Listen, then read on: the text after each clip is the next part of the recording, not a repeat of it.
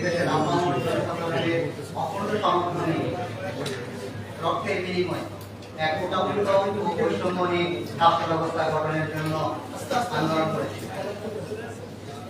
সেই লক্ষ্যে আমরা মনে করি এক বৈষম্যহীন রাষ্ট্র ব্যবস্থা গঠনের পথ উন্মোচিত হয়েছে। তাই ধারাবাহিকতায় বর্তমান অন্তর্বর্তীকালীন সরকার জনপ্রশাসন সংস্কার কমিশন গঠন করে। আমরা আশা করেছিলাম এই কমিশন বিভিন্ন সার্ভিসগুলোর মধ্যে বৈষম্য কমিয়ে জনগণের জন্য জনবান্ধব এক প্রশাসনিক কাঠামোর কথা বলবেন। কিন্তু অত্যন্ত দুঃখের বিষয়, আমরা আপনাদের মাধ্যমে জানতে পারলাম এক সংবাদ সম্মেলনে বর্তমান কমিশন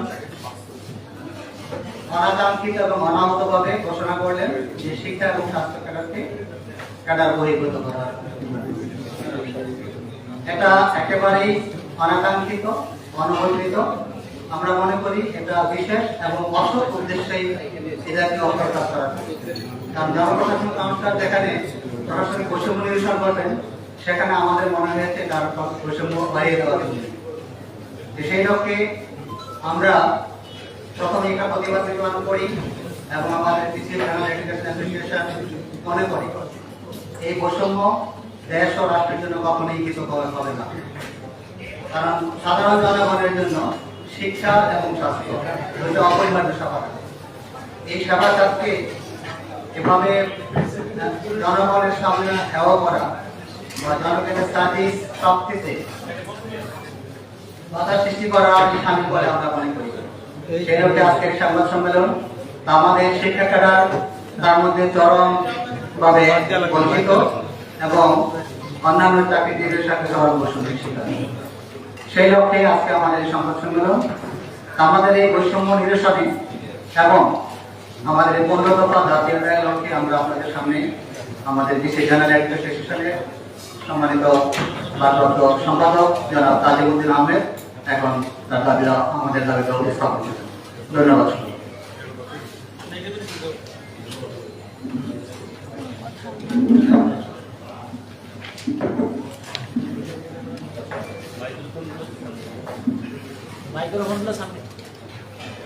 একটু থাকতে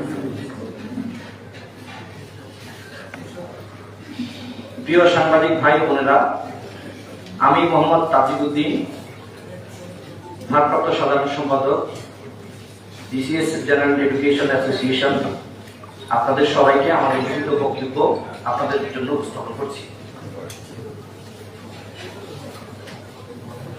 বিসিএস সাধারণ শিক্ষা ক্যাডারকে ক্যাডার বহির্ভূতকরণের অশুভ প্রচেষ্টা প্রতিরোধ এবং শিক্ষা ক্যাডারের 15 দফা দাবি আদায়ের লক্ষ্যে বিসিএস জেনারেল এডুকেশন অ্যাসোসিয়েশনের উদ্যোগে আয়োজিত আজকের সংবাদ সম্মেলনে উপস্থিত ইলেকট্রনিক ও প্রিন্ট মিডিয়ার প্রিয় সাংবাদিক ভাই বোনেরা, আসসালামু আলাইকুম।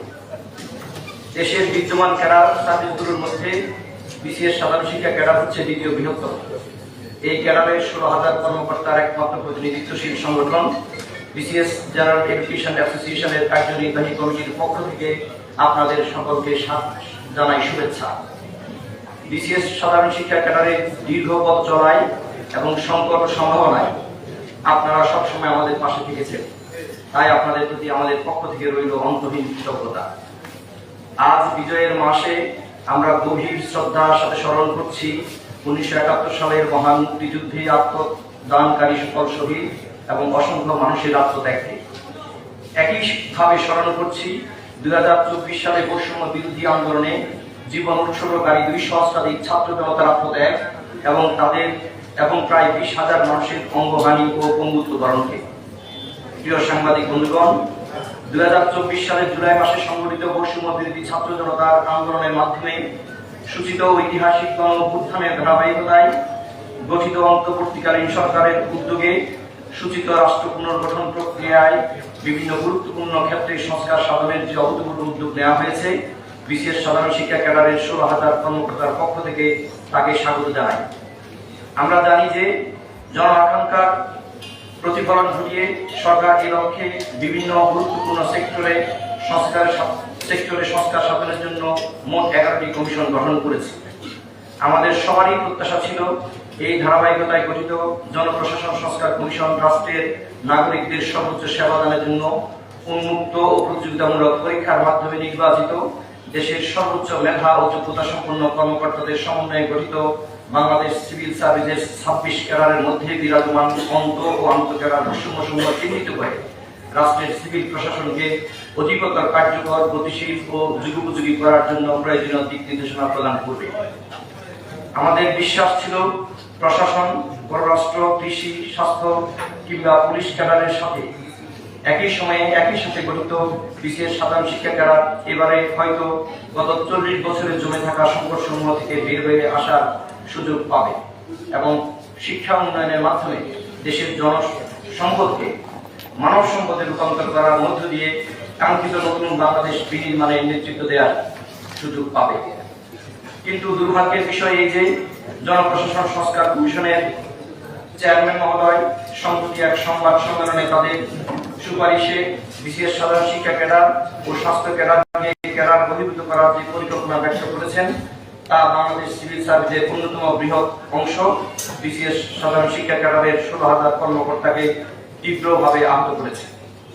এই আঘাত এতটাই প্রকট যে এটা শিক্ষা ক্যাডারের সকল সদস্যকে অন্তহীন উদ্বেগ ও উৎকণ্ঠার মধ্যে ফেলে দিয়েছে। এটা রাষ্ট্রকে দীর্ঘমেয়াদে অস্থিতিশীল করার মতো একটি পদক্ষেপ বলে আমরা মনে করি। তাই বিশেষ সাধারণ শিক্ষা ক্যাডারের কর্মকর্তাদের নির্বাচন আশ্বাস দেওয়া সত্ত্বেও কোনো উল্লেখযোগ্য পদক্ষেপ নেয়নি।